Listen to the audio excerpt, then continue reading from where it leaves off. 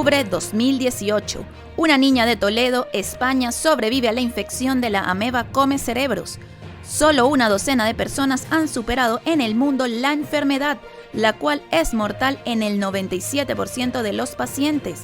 La menor contrajo la infección en una piscina pública. Diciembre 2022. Hombre de 50 años que recién llegaba a su país, Corea del Sur, después de 4 meses en Tailandia, ha muerto por infección causada por la ameba come cerebros. Marzo 2023. Una persona en el condado de Charlotte, Florida, murió después de infectarse con la extraña ameba come cerebros, Naegleria fowleri.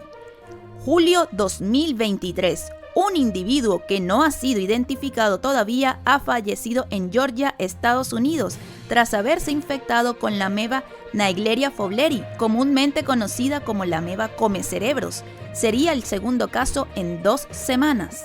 Agosto 2023. Una joven de 17 años murió a causa de una microscópica ameba come cerebros, hecho que ha ocurrido presumiblemente luego de nadar en un lago del estado de Georgia en Estados Unidos. Septiembre 2023. Un niño pequeño de Arkansas murió de una rara infección causada por la ameba come cerebros. Noviembre 2023. Niña de 10 años muere en Colombia a causa de la temible ameba come cerebros. Los casos son cada vez más frecuentes. ¿Qué podría estar desencadenando todo esto?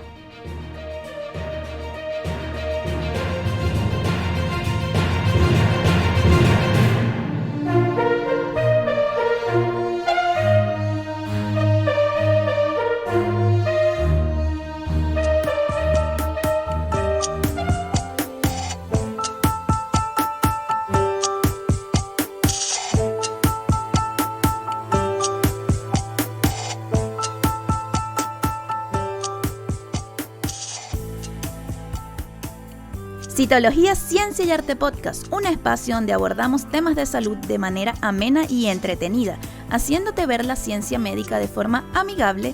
Síguenos en Instagram, @Citología, Ciencia y Arte Podcast. Soy Elizabeth García, citotecnóloga y bioanalista de profesión, divulgadora científica y apasionada de la vida que existe bajo la lupa del microscopio.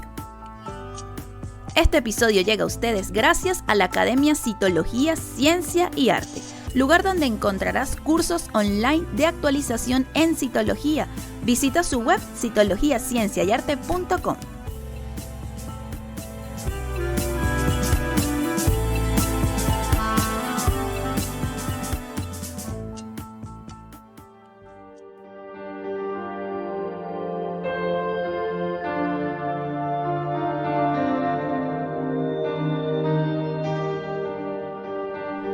Hola, buenos días, tardes o noches, dependiendo de la hora que nos estés escuchando.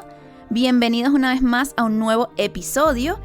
Y en esta oportunidad, como ya pudieron imaginar por toda la intro y el título, por supuesto, del episodio, pues les hablaré sobre esta ameba come cerebros. Este tema en verdad lo elegí porque últimamente, ya de unos años para acá, cada vez son más frecuentes las noticias que leo de personas que lamentablemente han fallecido a causa de infecciones causadas por este microorganismo, que se conoce popularmente como la ameba come cerebros, pero realmente su nombre es Naegleria fowleri.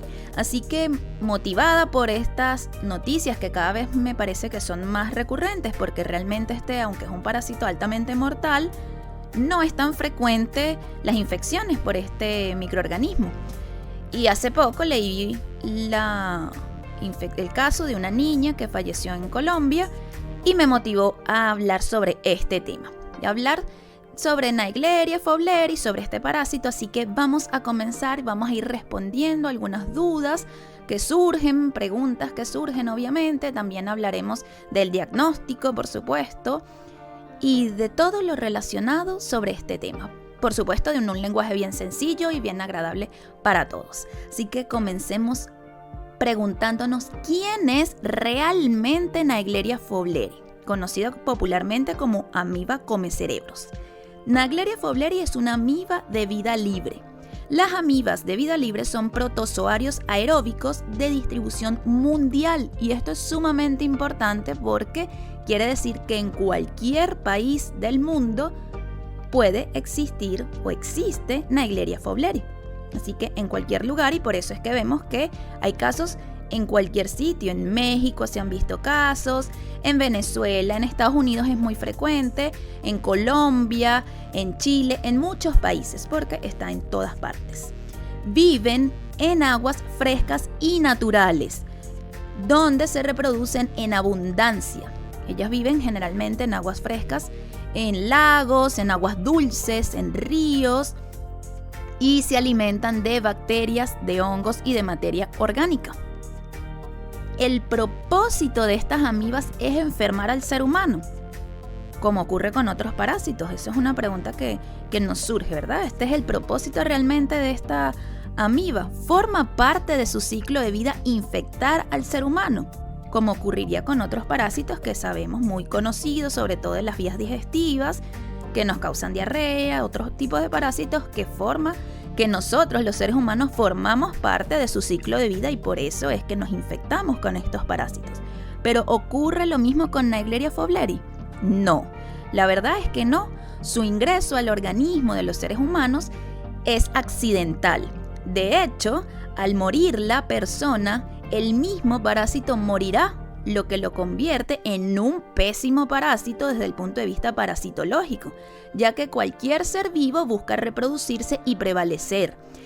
Al causar la muerte de su hospedero, esta Naegleria fowleri, pues no logrará ninguno de estos propósitos, ya que acaba con su fuente de nutrientes, que en este caso va a ser el cerebro de esta persona, y como consecuencia acaba con su propia existencia y la de su progenie. Así que realmente esto no es un microorganismo que busque infectar a los seres humanos, no necesita infectarlo porque, como ya les decía, es una amiba de vida libre. Es decir, ella vive libre en el ambiente, en estas aguas y se alimenta con lo que está allí en esas aguas. No tiene ninguna necesidad de infectar a los seres humanos para cumplir su ciclo de vida. Este protozoario no necesita infectar al humano para cumplir su ciclo de vida. Este es un parásito que vive, se alimenta y multiplica libre en el ambiente. Así que una infección causada por este microorganismo es realmente accidental. ¿Dónde se ha aislado a estos microorganismos? Y cuando hablamos de aislar, hablamos de a dónde se han identificado, dónde se han visto que ellos viven, porque obviamente uno sabe que viven en el agua, pero ¿cómo sabe que viven ahí? Obviamente se investigó, se analizaron muestras de agua para determinar, mira, aquí es donde están estos microorganismos. Así que ¿dónde viven? ¿En qué otros sitios además del agua se han podido encontrar? Bueno, ciertamente, principalmente en fuentes de agua dulce, aguas naturales como los lagos, los ríos, las aguas termales, y en fuentes de agua dulce no naturales como las piscinas o los tanques de agua potable. También han sido aislados en el polvo. Así que generalmente uno lo asocia con que viven en el agua dulce, pero también se ha visto que pueden vivir en lugares donde no hay agua, en lugares secos como el polvo. Entonces, allí vemos que está en todas partes realmente, aunque principalmente en el agua, que es donde ellas se alimentan, donde se reproducen, donde están viviendo felices y contentas sin necesidad de infectar a ninguna persona. ¿Cómo ingresa esta amiba a nuestro cuerpo o al cuerpo humano? Porque Dios nos libre de contagiarnos con este microorganismo. ¿Cómo ingresa entonces al cuerpo humano? Bueno, ingresa por las fosas nasales, asciende hasta nuestro sistema nervioso central, instalándose en el cerebro. Logra burlar el sistema inmunológico, hecho que se desconoce cómo logra hacer esto, y una vez que se instala en el cerebro, pues se alimenta de él. Por eso es su nombre popular de amiba comecerebros. Una vez que comienza a comerse el cerebro, literalmente, lo que comienza a suceder es que genera síntomas neurológicos como los observados en las otras meningitis o en otras enfermedades del sistema nervioso central. Se piensa que el periodo de incubación es de 1 a 5 días, presentándose la muerte generalmente en la primera semana después de inicio de estos síntomas. Es una infección, la infección que causa este microorganismo es altamente mortal. En el 97% de los casos el paciente fallece y generalmente ocurre el fallecimiento es porque el diagnóstico no se hace a tiempo. porque es un microorganismo muy raro que causa infecciones, muy extraño y no se suele pensar en él.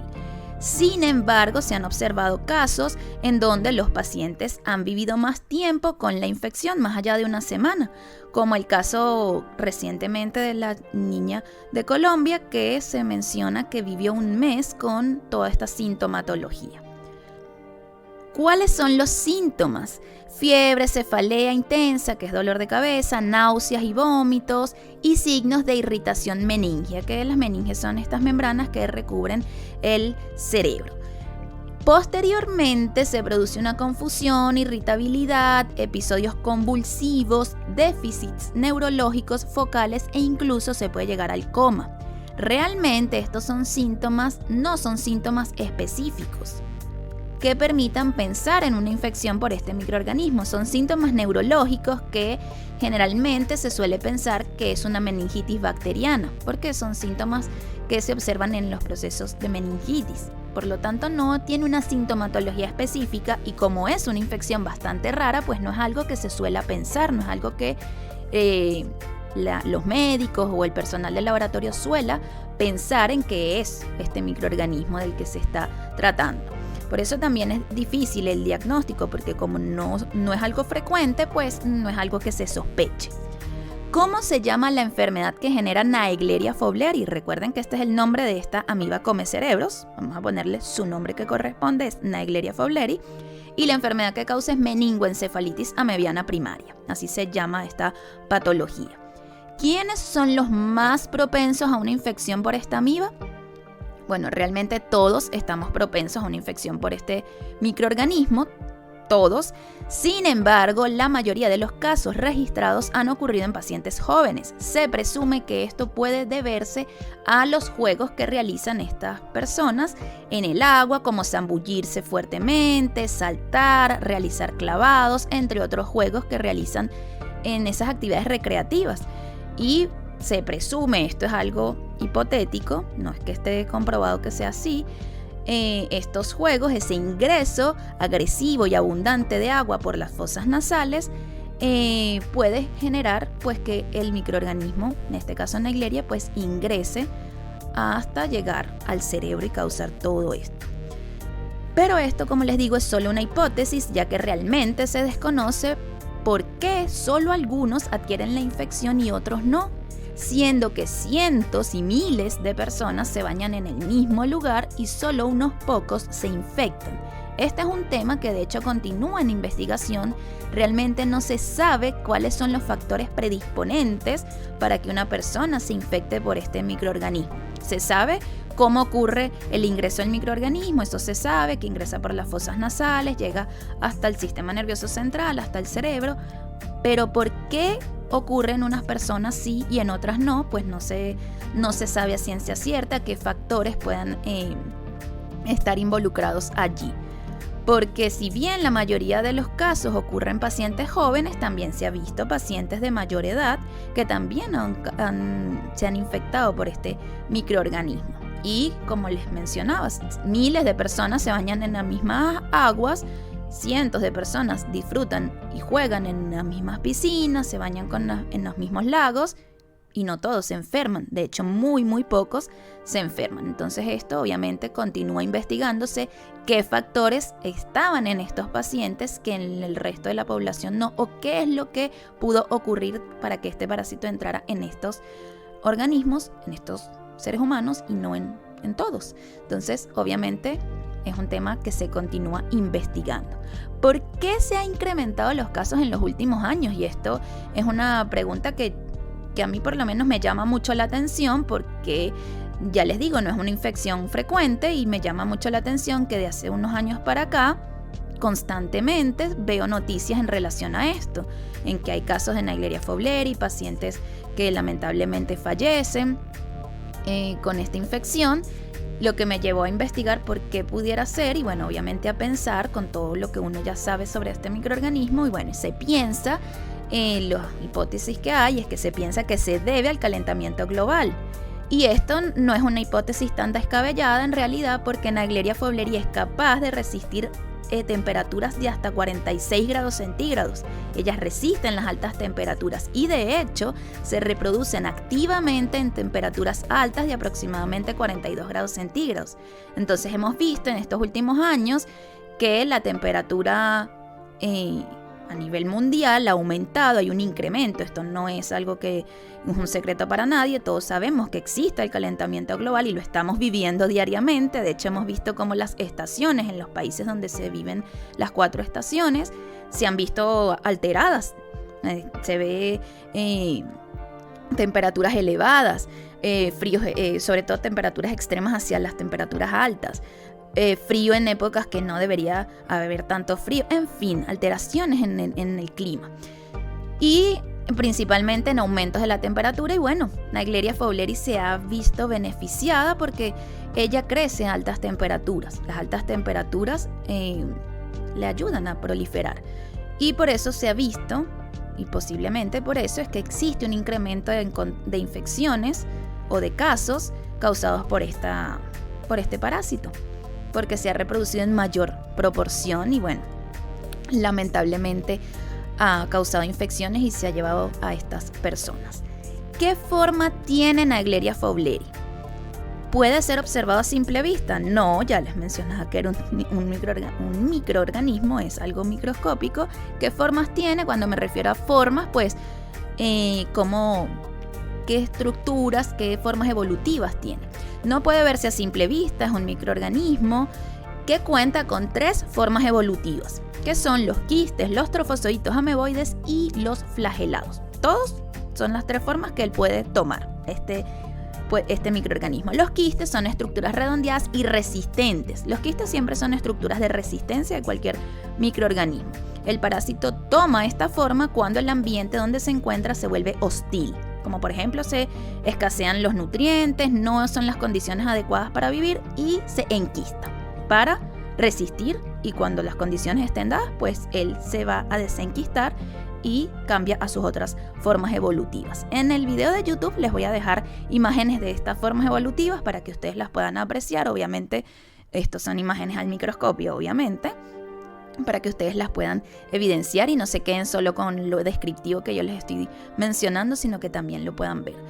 Cuando toman su aspecto flagelado, son ovalados o redondeados y presentan 2 flagelos que les permiten moverse rápidamente. Realmente son muy rápidos cuando están flagelados. Es muy difícil tomarles una foto al microscopio cuando están en esta forma porque van muy rápido. Y su otro aspecto, que es el aspecto de trofozoito ameboide, es como suelen encontrarse habitualmente mientras el ambiente donde están no sea hostil, sea un ambiente rico en nutrientes, sea un ambiente propicio para que ellos puedan vivir, pues allí se encuentran en forma de trofozoitos ameboides. Se mueven lentamente cuando están en esta forma, como lo vamos a observar en el video que les dejo aquí en YouTube. Y si estás en Spotify, vete a YouTube a ver este episodio porque realmente allí les voy a dejar muchas imágenes y videos de este parásito.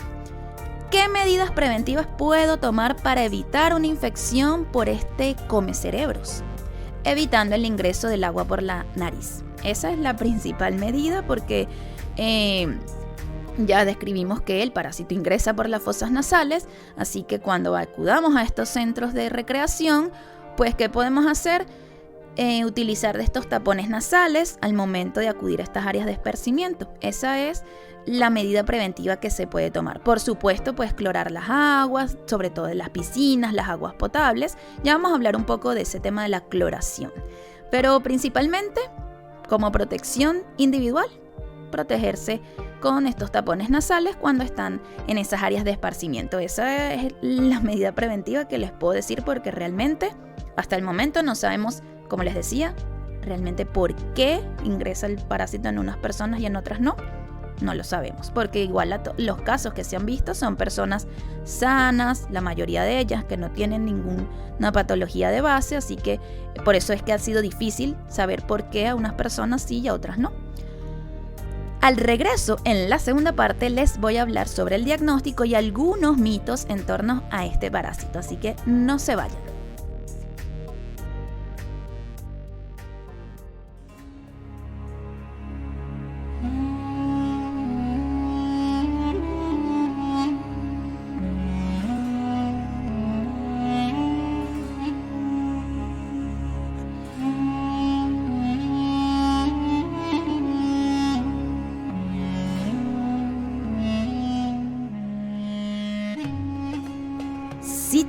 curiosidades.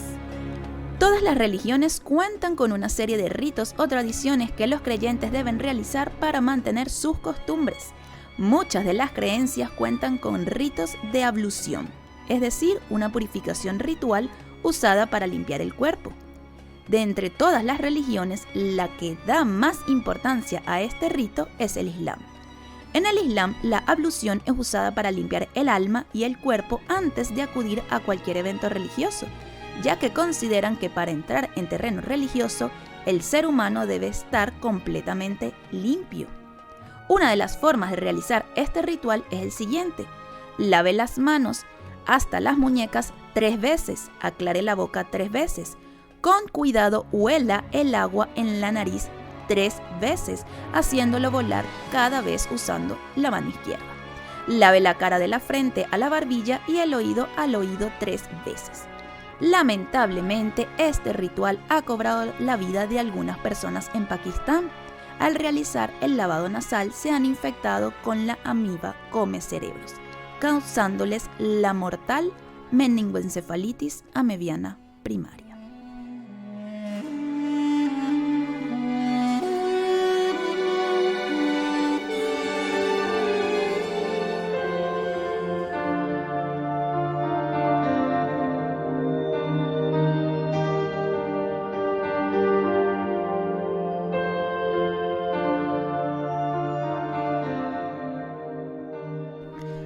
Volvemos en esta segunda parte y como les decía, pues vamos a hablar un poco del diagnóstico y algunos mitos que hay en torno a esta ameba, así que vamos a dejar aquí súper claro esos mitos y por supuesto el diagnóstico. El diagnóstico, esta parte enfocada, bueno, todos, pero con mucha más intención hacia el personal de salud, al personal del laboratorio, tanto del laboratorio clínico como del laboratorio de citología, así que vamos a hablar un poco sobre este tema. Y si tú eres del laboratorio de citología, te invito a nuestro canal. Abajito te voy a dejar el link donde hablo de cómo identificar este microorganismo. Y si eres del laboratorio clínico, igual. Así que abajo les dejo el link para que puedan ver un poco más y aprender más sobre este microorganismo si es que no lo conocen totalmente. ¿Cómo se diagnostica Naegleria fowleri? Generalmente el diagnóstico se suele hacer post-mortem, rara vez se realiza antes de la muerte, ya que el paciente suele presentar signos que suelen semejar a una meningitis bacteriana. Sin embargo, el diagnóstico se puede hacer en muestras de líquido cefalorraquídeo del paciente infectado. Se procede a realizar una observación en fresco del líquido cefalorraquídeo donde se pueden evidenciar los trofozoitos ameboides en movimiento. También se debe realizar un frotis y teñirlo con ginseng para evidenciar la presencia del parásito. La morfología que vamos a ver van a ser los trofozoitos ameboides. Si llegara a observar el trofozoito en cualquiera de estas dos muestras, bien sea en la muestra teñida con ginseng o en el fresco, se debe realizar una prueba de flagelación colocando una parte de la muestra de líquido cefalorraquídeo en agua destilada estéril y observando al microscopio si ocurre la flagelación para corroborar de que efectivamente se trata de Naegleria fowleri, ya que esta es la única amiba de vida libre patógena al humano capaz de flagelar. Por supuesto, el hallazgo debe informarse inmediatamente al médico tratante ante el hallazgo de este microorganismo para que inicie el tratamiento. Recuerden que es un microorganismo altamente mortal, así que esto debe ser rápido. Por eso es que, todos los que trabajamos en el laboratorio clínico y en el laboratorio de citología sabemos que la llegada de un líquido cefalorraquídeo es de procesamiento inmediato, porque las patologías que se presentan a nivel del sistema nervioso central deben tratarse lo más rápido posible. También se pueden hacer cultivos y estudios de PCR, de biología molecular, para identificar la presencia de estos microorganismos, pero lo más rápido es hacer la observación del fresco, de la muestra en fresco y de la tinción en ginseng. En el laboratorio de citología también se puede hacer la identificación del parásito. Realizando la tinción de Papa Nicolau se van a evidenciar los trofozoitos que presentan una morfología ameboide con un núcleo central de nucleolo prominente, como la imagen que les dejo en YouTube. Así que vayan a YouTube, una vez más se los digo. En citología también se puede hacer la observación, aunque sabemos que las muestras que llegan al laboratorio de citología no tienen como propósito la identificación de microorganismos, sino la identificación de células para saber si existe un proceso tumoral o no.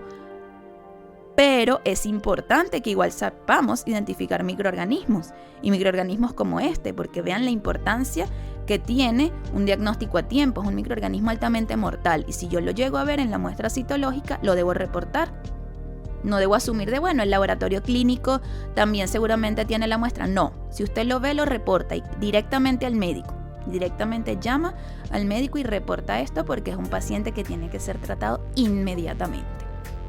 Ahora vamos a hablar de algunos mitos. La amiba comecerebros es peligrosa si se bebe, es decir, si consumo el agua contaminada. No, porque ya este microorganismo no es resistente a nuestro estómago ni al ácido clorhídrico que segrega nuestro estómago. Ciertamente es muy resistente a las altas temperaturas, pero no al ácido clorhídrico del estómago. Además que ya vimos, ya lo mencionamos, que la forma de infección es ingresando por la vía nasal. Así que no, si me tomo el agua contaminada, no me voy a enfermar porque él ingresa por la vía nasal. El ácido clorhídrico del estómago lo destruye. ¿Se puede sobrevivir a una meningoencefalitis amebiana primaria? Sí se puede, y de hecho en la intro que les mencionaba cuando comenzó este episodio, pues el primer caso que se mencionaba, pues una paciente que sobrevivió. Sí se puede, existen algunos casos que lo confirman, muy pocos, lamentablemente, son muy poquitos los casos de personas que han sobrevivido, aunque según las cifras es bastante raro, sobre todo porque la infección se detecta demasiado tarde. Por lo que les decía, generalmente se diagnostica post-mortem en las biopsias del paciente para saber, bueno, ¿por qué se murió? Mira, aquí está, en la biopsia del cerebro se observa el microorganismo, lamentablemente. Por eso es que es tan importante lo que les mencionaba del líquido cefalorraquídeo. Siempre sospechar, aunque no es una infección común, sospechen. Siempre sospechen si ustedes son personal de laboratorio. Tampoco se tiene claro cuál es el tratamiento más efectivo. A los pacientes que se les ha hecho el diagnóstico estando vivos, pues generalmente se les da tratamientos con anfotericina B. También se le han dado otros tratamientos, pero generalmente es la anfotericina B y se ha visto en algunos casos que han mejorado y bueno, logran sobrevivir. Lamentablemente otros casos, con todo y que se les da tratamiento, ya es quizá demasiado tarde. Es uno de los microorganismos más mortales del agua. Realmente no. Aunque estamos hablando de que es altamente mortal una infección por este microorganismo, si nos vamos a las estadísticas de cuántas personas se enferman por este microorganismo, cuántas personas se infectan, realmente no es un microorganismo altamente mortal, porque si él como por sí solo es altamente mortal, no es de lo más peligroso que existe en el agua, porque no quiere decir que todos los que se bañan en esa agua contaminada, todos se van a enfermar, o más del 50% se va a enfermar. No, de hecho, se bañan miles de personas y se enferma una, si acaso. Entonces no es tan peligroso en ese sentido. Y por eso lo que les hablaba en la primera parte sobre que se estudia, todavía se analiza qué es lo que hace o qué es lo que permite que algunas personas se enfermen y otras no. Así que obviamente tenemos que tener precaución, porque tampoco podemos andar por la vida pensando, bueno, a mí esto no me va a pasar, porque todos estamos propensos a que nos pueda suceder. Esperemos que no, pero tenemos que tener cuidado, por supuesto. ¿Cómo es la vida de alguien que sobrevive a la ameba comecerebros? Las lesiones provocadas por la ameba suponen un daño neurológico importante, obviamente, sobre todo dependiendo de las áreas del cerebro que se vieron afectadas. Obviamente estos son pacientes que deben someterse a la rehabilitación y, como les digo, dependiendo de las áreas del cerebro que fueron afectadas, casi todos los sobrevivientes son personas jóvenes y esto es una ventaja porque al ser personas jóvenes, pues es mucho más fácil recuperar su vida normal, especialmente si se detecta el parásito, obviamente, cuanto antes, que cause el menos daño posible, pues tiene más probabilidades de que mejore rápidamente su condición. Otro mito es el cloro es capaz de destruir a este parásito, puede matar el cloro a este microorganismo, y la respuesta es no. Se ha visto que Naegleria fowleri es resistente al cloro, sin embargo, una buena cloración del agua elimina las bacterias y otros microorganismos que son fuente de alimento para Naegleria fowleri. Y al no tener alimentos, ella consecuentemente morirá. Entonces, el cloro no la va a matar directamente a Naegleria fowleri, pero sí va a matar a su alimento. Y obviamente nadie puede sobrevivir sin alimento. Mucho menos Naegleria fowleri, ¿no? Podrá sobrevivir a las altas temperaturas y todo esto, pero necesita alimentarse. Entonces, por eso es tan importante la cloración del agua, para eliminar las bacterias, la fuente de alimento de Naegleria. Para este episodio investigué bastante, obviamente, sobre los casos. Igual es un tema que yo ya conocía de antes, porque yo hice un trabajo de investigación para obtener mi título de bioanalista sobre este tema, sobre Naegleria fowleri. Estudié una cepa y por eso allí en YouTube les va a quedar fotos y videos de ella, porque son con las que yo trabajé con un cultivo de Naegleria. Pero investigando, leyendo artículos, obviamente de medios de comunicación para conseguir estos casos, me vi con gran preocupación que hay información que no es del todo cierta, como el que Naegleria se muere con el cloro, como que en otros artículos leí que Naegleria es una bacteria, la bacteria come cerebros. No es una bacteria. Siempre solemos pensar microorganismos, bacterias. Existen otros microorganismos, los parásitos, los hongos, los virus. Entonces no todos son bacterias, y así vi algunas otras incongruencias, pero ¿qué quiero decir con esto? Que cuando lean cosas en internet, váyanse a fuentes, en este caso que son temas de salud, a páginas científicas, a páginas médicas. Obviamente los medios de comunicación dan la noticia, pero ellos no son expertos en medicina, en microorganismos, etcétera, etcétera. No es criticarlos a ellos, porque igual realmente ellos deberían investigar un poco más antes de escribir un artículo, pero ya es un consejo para ustedes, y no solo en estas áreas, sino en cualquier área que ustedes investiguen algo. No se queden con lo primero que leen, siempre vayan más allá y busquen páginas de profesionales en las áreas de lo que sea que ustedes estén investigando, porque en el internet, si bien es una ventana que nos brinda mucho conocimiento y acceso a mucha información, también hay información errónea. Entonces no nos quedemos con lo primero que leemos, porque a veces quedamos con conceptos que no corresponden. Eso les quería comentar. Así finalizamos este episodio. No es la intención de este episodio crear el pánico ni la paranoia, sino más bien informar y dar a conocer este microorganismo.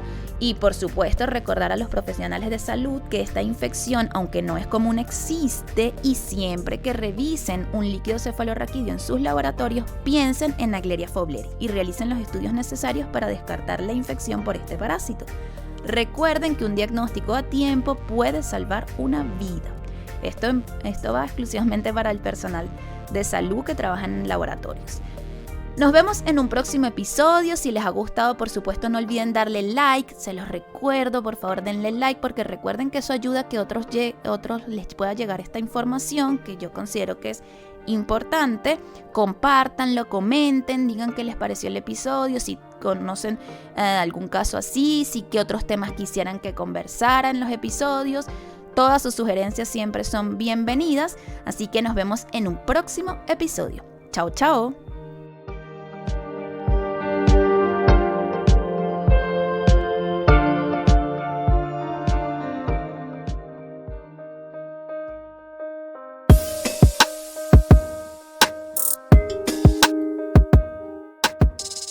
La evolución continúa y la ciencia avanza. Citología, Ciencia y Arte Podcast, un espacio de divulgación científica. Síguenos en Instagram, @Citología, Ciencia y Arte Podcast.